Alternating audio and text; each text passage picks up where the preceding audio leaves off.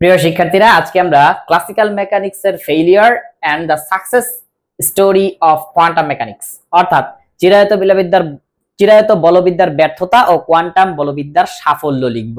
এটা লেখার জন্য আমাদেরকে মার্ক দিবে 4 মার্ক।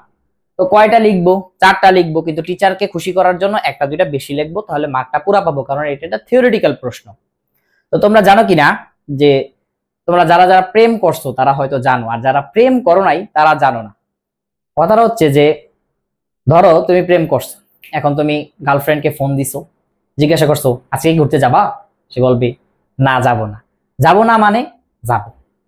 আবার তুমি কি করলা?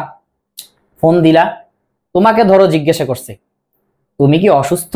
তুমি বললা যে হ্যাঁ আমি অসুস্থ। এখন বলো তাহলে আজকে বাইরে যাওয়া লাগবে না। এই লাগবে না মানে লাগবে, যাইতে হবে, যাও। বুঝতে পারছো?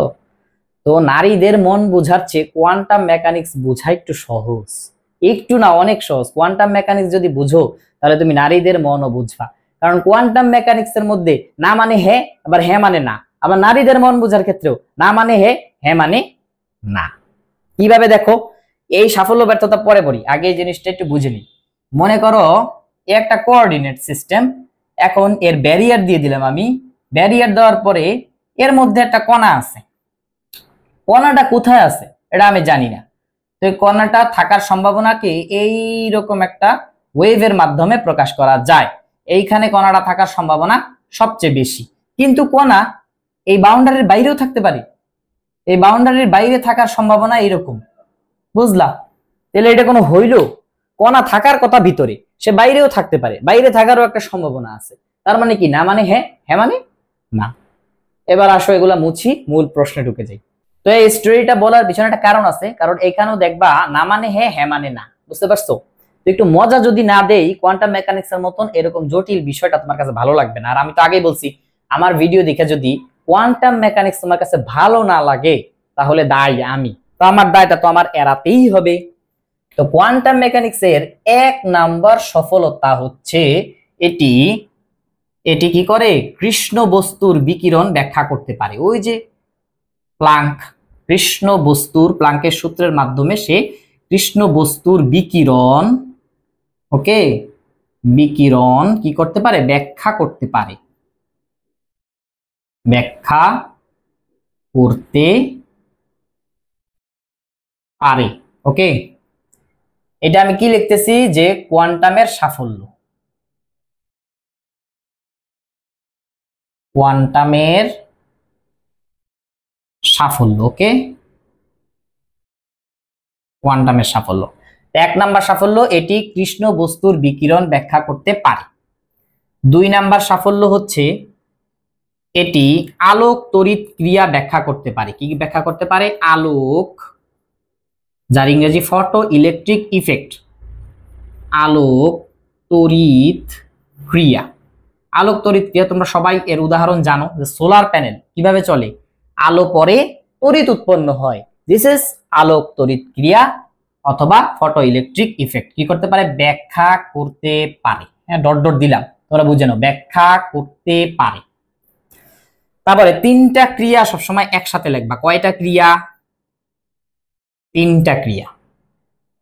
এটি এগুলো আলোক তড়িৎ ক্রিয়া। এরপর এটার নাম হচ্ছে কম্পটন ক্রিয়া। কি হ্যাঁ, কম্পটন ক্রিয়া।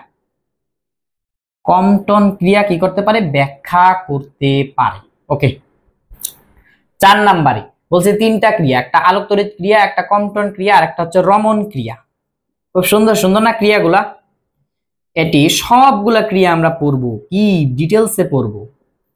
রমন ক্রিয়া কোয়ান্টামে পড়বো না, রমন ক্রিয়া আবার যায় পড়বো অ্যাটমিক এন্ড মলিকিউলার ফিজিক্সের মধ্যে। ব্যাখ্যা করতে পারে, একটার একটার সাথে রিলেটেড করা হয়েছে।